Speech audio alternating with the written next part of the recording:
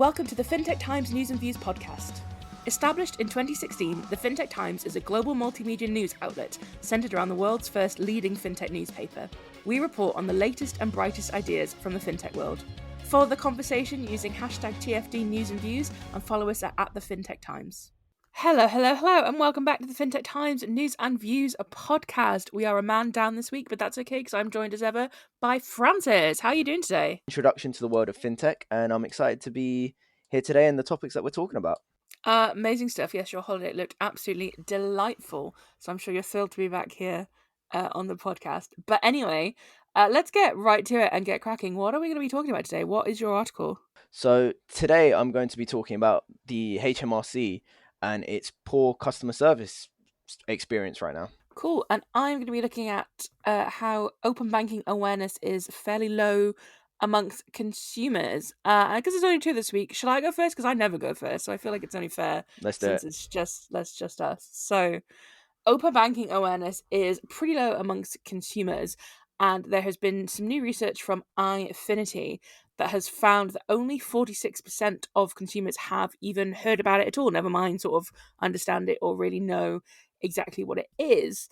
And so the company has revealed that open banking platforms still have a long way to go to convince the public of its safety, because there's kind of a lot of conversation about people tend to fear what they don't know and they tend to retreat into sort of, the safe known places that they are. And when it comes to obviously financial services and everything like that moving to digital, this is where we can kind of see some problems in the uptake of consumers, because if they don't know what something is, then they might not be necessarily interested to using it. So open banking platforms still have a way to go to convince the public of their superior safety, despite 1 in 5 people feeling this form of online transaction is secure, according to this open banking survey. But I think it's important to know that only 1 in 5 people consider open banking transactions to be secure, which I think is obviously, when you kind of flip the statistic and look at it that way, that's not great. That's 75% of people. No, did I do the maths right? 80% of people not really thinking that open banking is secure. So obviously, I think there's a lot to be said about open banking and how it is a lot different to sort of regular banking, how it can be a lot secure, how it can be a lot safer for transactions, with different sort of secure data sharing practices and things like that. So I just thought it was really interesting to bring up today, and mainly because I've also had this conversation recently with a few people, and also for one of our upcoming editions, I've been looking at a book by Ellie Duncan, which is all about open banking and an open road to financial inclusion via open banking. And in that book, she said how very few people understand what open banking is, and even I kind of have to hold my hand up to that. As before I worked in fintech, before I had this job, I hadn't even heard of open banking either, despite probably using it very regularly in my sort of financial life. So I thought this was a really interesting thing to bring up today, and I'd love to get your thoughts on it, Francis, in terms of, I guess, firstly, what do you think about the whole no one knows what open banking is? Like, did you know what open banking was before you joined the Fintech Times? Do you think people need to know? And if so, kind of what kind of education do you think that that we can put in place here? Like, does it fall to the providers to be educating their consumers? I mean, what do you think about all this?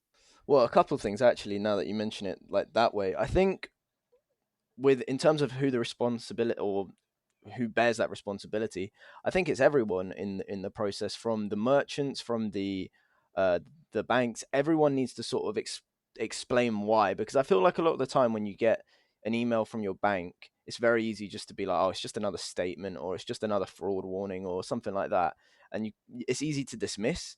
And a lot of the time you'd have to be very interested in learning about open banking in the first place, I think, to actually read about it, to understand what it is. And obviously, like the report shows, only 46% of people are actually aware of it. So probably only 46% are going to be, well, even potentially be interested in reading up on it. But the likelihood is that not all 46% would be. So therefore, I think it really falls upon merchants almost more than the banks themselves, because I feel like when you're going through a checkout experience and a merchant is then the one saying, by the way, you can do this and this will make it a lot easier, I think in that instance, you'd be more inclined to listen. However, you might also feel that there's more risk involved because it's your merchant and not your bank. And obviously, the bank is the one that you are more likely to trust in most instances. So, and especially with the amount of scams, I mean, we hear about fraud and sort of phishing scams and how badly and they really are impacting people these days. Everyone is extremely on edge. So it really doesn't surprise me that a lot of people feel a little bit wary about open banking in the first place, especially as we've already said, they don't understand it. And yeah, due to a lack of awareness, no one's going to sort of trust their finances with something they don't understand. And it's like you said though, before working at the Fintech Times, I didn't know what it was. I'd probably used it, like you say, but I didn't know what it was. And I think if consumers are aware of how they are already using it, then they'd be more inclined to use it again in something else. But as soon as you give it a name, which is something they don't recognize, they're going to be like, oh, hang on, I don't know this. I'm not sure I really want to get involved with it. And I think that's where the main barrier is people are already using it, just they aren't aware that they're using it. And if there's a way that those simple transactions that people have already experienced can be given the name open banking and that they can be trusted, I feel like more people would then be inclined to use it in other situations. But because there is that sort of almost lack of communication, I think it does fall very much so. To be honest, I say it's on everyone. I feel like it is almost more on the merchants than the banks to really sort of, I don't want to say enforce, but really build up that secure feeling. But again, they have to be working in combination. Otherwise, it just won't work. Yeah, I think you're absolutely right there. I think you've raised some like really valid points entirely. And I think when it comes to I guess people not understanding what it is and therefore they don't want to use it. I think what you said about fraud is absolutely true because like that's the one thing you're kind of told is it like don't share your bank account details, don't show your bank account details to anyone. And then obviously when you're like going on like for example an app or something, like say you've downloaded a budgeting app that uses open banking, then suddenly you're asked to like log into your banking apps and so it can like see all your bank account details, and that just sounds absolutely terrifying unless you know what's going on. So I can completely see there how like people kind of are getting the wrong end of the stick and thinking, oh no, security and fraud and I'm just going to get all my money taken from me. And I guess it comes down to a little bit to marketing and sort of branding, if you will, because I feel like the words open banking, while they do like really well describe what open banking is, also it doesn't, I guess it doesn't sound great if you don't understand it. You think, oh, open banking, you've got to open my bank account to fraudsters. So I wonder if maybe like a name change would help in that situation. I don't know, that's kind of like a silly point.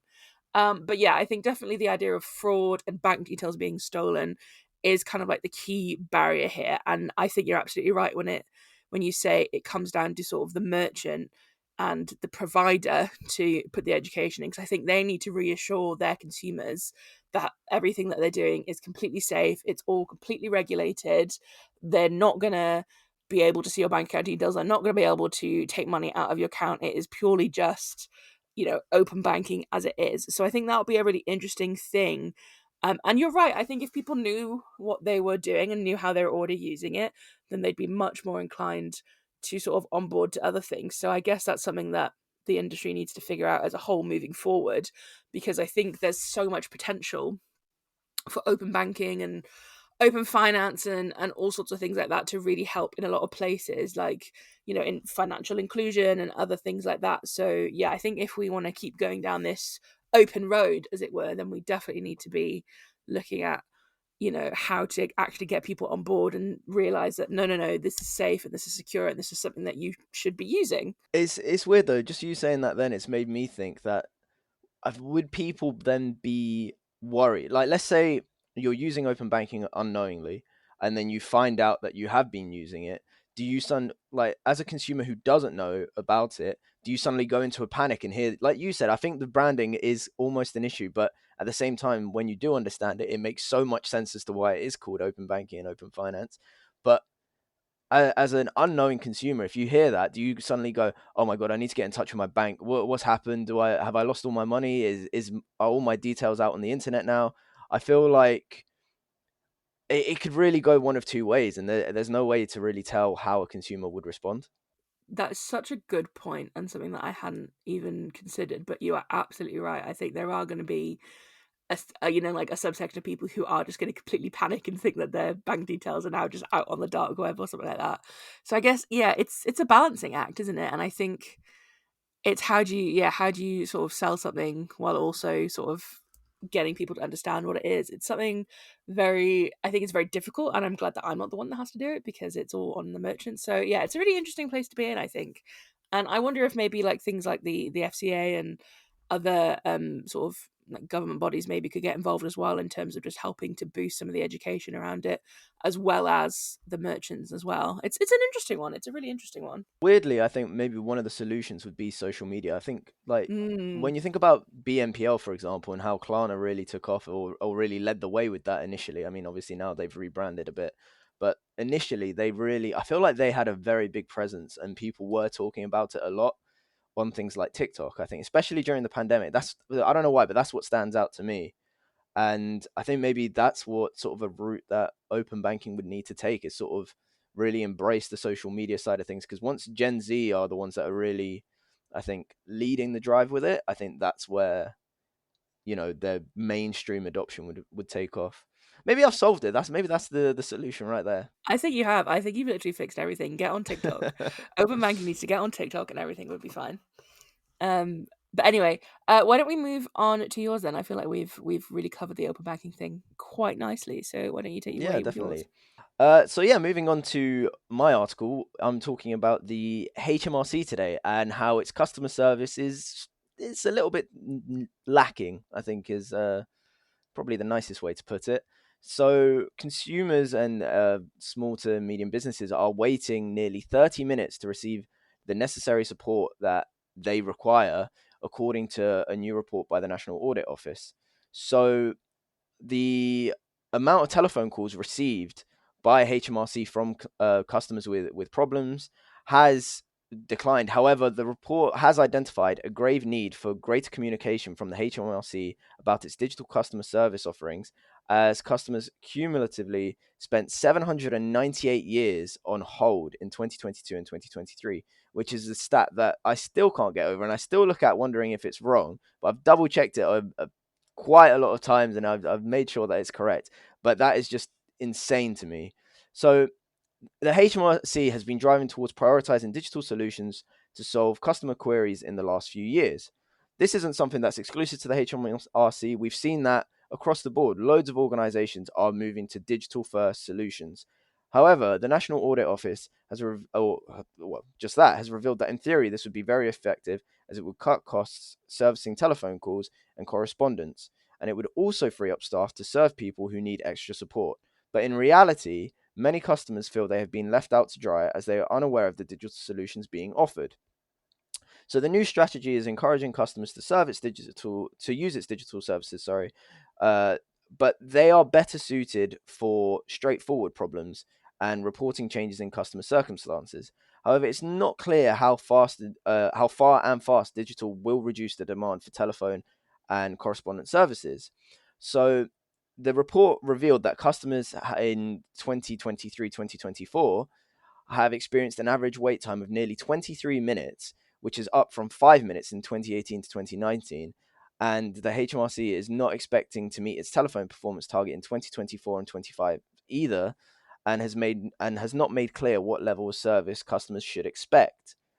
So, looking to the future, the National Audit Office recommended that HMRC develops more realistic plans for cutting the services it is replacing with digital channels, and adopts a more customer focused approach to encourage the take up of these new services.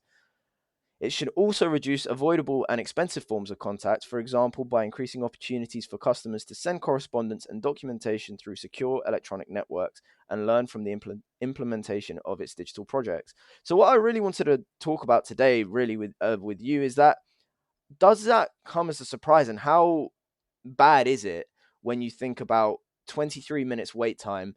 And this is always for small to medium businesses, which, as we've discussed on the podcast before, they're the sort of backbone of the UK economy. And when there's a problem with the tax collector, they're naturally going to enter into a panic. And not being able to solve that panic quickly might lead them to do some drastic things that I don't want to say are off the book or shouldn't be happening, but it does sort of create that feeling of unease for everyone involved. So I wanted to see what you really thought about, how the the customer service is at the moment.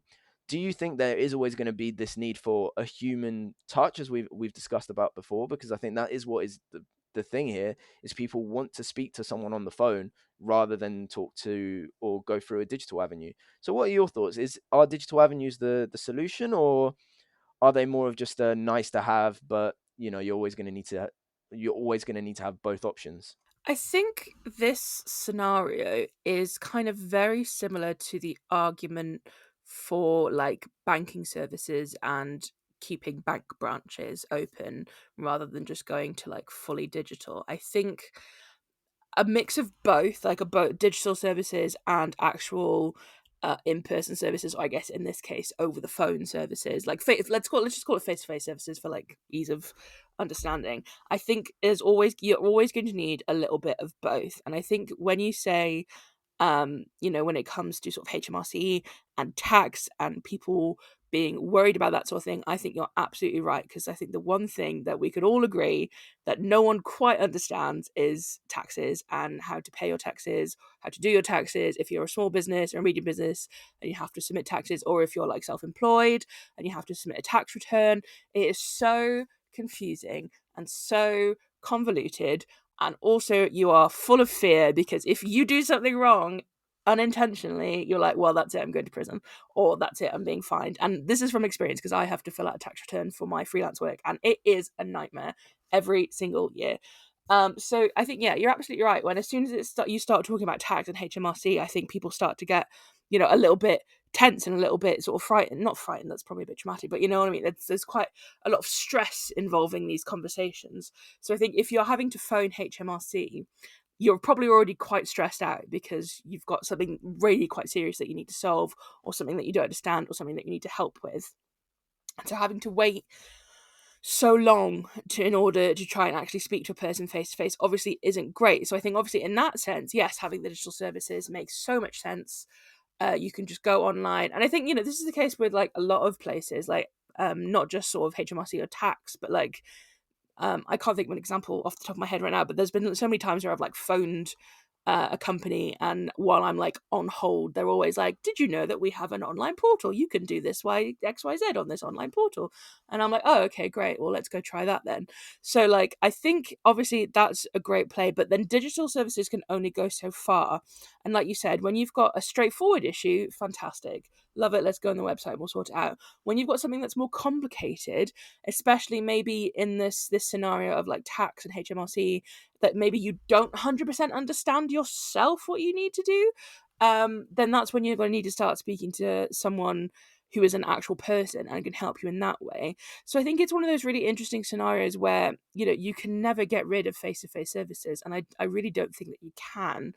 But obviously there needs to be something done to try and sort of shorten wait times and shorten hold times and things like that. And I guess digital services is one of the ways you go, and also to sort of publicize the digital services better. And I think HMRC in general is quite a difficult website to navigate. You need certain logins and different things like that, and trying to figure out actually what you need to do and where you need to go. It is actually quite a difficult website to use, at least from my own personal experience. Anyway, I'm sure other people find it absolutely fine. So I think, yeah, to ease the traditional services, there has to be a little bit of a balance, right? There's got to be something. But like I said, I think this is very similar to the sort of the bank branch debacle that we're having. Like, you can never get rid of face-to-face service. I just don't think you can ever, because there's always going to be a situation where someone needs to actually explain their issue to a person. Explaining your issue to a web page doesn't always work. So it's a tricky one. It really is, because I feel like there's nothing more infuriating when you're trying to get to again, it doesn't need to be specifically with HMRC, but when you're trying to get through to some customer service and you have to keep going through the frequently asked questions and you're like, none of these apply to me. Let me just get in contact, please. And you just can't find it for the life of you. And it's no matter how many times you're waiting with like a bot trying to help you out, and you're just like, no, just let me talk to. It's the most infuriating thing, and in those instances, of course, like it's like you said, you can't get rid of that human touch. You need to be able to have to like you said, be able to explain your problems to someone. But I don't know. I feel like for somebody who's new, let's say like a new startup, any small tax issue, even if it is only a small tax issue, is probably going to be blown out of proportion to them purely for its, first time panicking about it or something like that. That it doesn't. Do you know what I mean? I feel like it would be frustrating, perhaps from a HMRC point of view, where you've got all these digital resources online that probably do answer the question, but because the person is so stressed, they they just insist on talking to you, and it's like this is not the best use of your time nor my time. So it is very difficult, but I think it's just something that's going to have to be dealt with, really, because I don't think there's a way around it. Yeah, I think it's such a tricky situation. I think you're absolutely right. I'm sure there are hundreds of, not thousands of millions of phone calls that could easily be like a 5-minute Google and you'd solve the problem because there's that fraught nature around it. I will say I think the quality of digital services needs to be good because as you were just talking about like bots and stuff then, I immediately went into like a form of rage because there's nothing that irritates me more than when you're trying to use a chatbot, but it's not a very good chatbot. So like it's when it has like you can tell there's like sort of 20 frequently asked questions that have been plugged into the chatbot. And unless you ask one of those specific questions, they are no use to you whatsoever. And you're just there fighting with this little AI robot that has no idea what it's doing. And all you want to do is like speak to someone or have it answer your question. And so that drives me absolutely bonkers. I think obviously if they work and if you're asking a question that they know the answer to, then it's great. But if they don't, and you're just going round and round and round in circles, I'm literally there tearing my hair out. So I think the quality of digital services is really important and they have to be able to keep up with kind of the issues that you think your customers are going to have, not necessarily the obviously you need to be using the sort of the more frequent issues that you're finding, but sometimes if a customer has a more complex issue they want to be able to like sort it that way, and so having like a way to do that online would be fantastic. But I think you're right, it's something that needs to be dealt with, and I don't really know how you deal with it other than just keep muddling along, like they're just hoping it figures itself out. TikTok is the So, solution. maybe it's TikTok again. Yeah, you're right. I don't think there is a clear cut solution because there's no way that you can sort of convince an organization before a problem's even happened. You just can't predict the issues that they might face, and you can't say this is worth calling or this is worth just checking online. You could never predict those sort of things. So unfortunately, it is going to be something that's going to be probably, dare I say, impossible to really sort out unless there is just a surplus of people to talk to on the phone. But that's probably not going to happen. If anything, it's going to go in the opposite direction. There's going to be more digital services. So yeah, it's going to be interesting. It's going to be difficult. But I think if HMRC can do a better job of making these digital services known, then perhaps that will be a step in the right direction, because that was something else that the National Audit Office sort of identified, is that they there hasn't been a brilliant job in terms of awareness towards these solutions. But we shall see. Like many things we say on the podcast, time will only tell. Time will only tell. Absolutely. But anyway, that does bring us to the end of our discussion today. If you want to hear more about anything we've talked about or anything else from the fintech world, head on over to thefintechtimes.com where you can hear plenty more news and insights over there. But very quickly, why don't we do what I learned this week? Each week, we get so much new information and insights crossing our desks, being on the Fintech Times editorial team, that we thought it would be fun to share that with our listeners. So, Francis, what have you learned this week? So this week I learned that Pay Retailers has set up payments processing solutions in Africa, which is really cool because we've interviewed them multiple times and they've always been had a really big presence in Latin America. And I think it's really cool that they're now sort of expanding to another emerging region in Africa. And yeah, 4 countries are now going to sort of have access to local solutions, or organizations coming to those countries will have access to local solutions, which is a really cool implementation. Amazing stuff. And then what I learned this week is from when I went to the Project Nemo launch event last week, which is basically an initiative trying to promote disability inclusion and awareness within fintech. And something that was said just really stood out to me, and it's not necessarily fintech related. And it was something that Shani Danda said, who is a disability activist, and she said, people aren't usually disabled by their condition. It is the barriers and bias that we face that disable us. And that's something that's really been going over my head a lot over the past couple of weeks or so, in terms of thinking about fintech and things like that. So I just wanted to share that with you guys today. But anyway, that is it from us today. I'm getting all confused now because there's no Tom. I was about to ask him what he learned this week. But anyway, thank you so much, Francis, for joining me today. It has been a pleasure to chat with you about fintech as always. And yeah, so I'll catch you on the next one. See you next week. Thanks for listening to the Fintech Times News and Views podcast. Don't miss next week's episode and continue the conversation using hashtag TFT News and Views and follow us at the Fintech Times.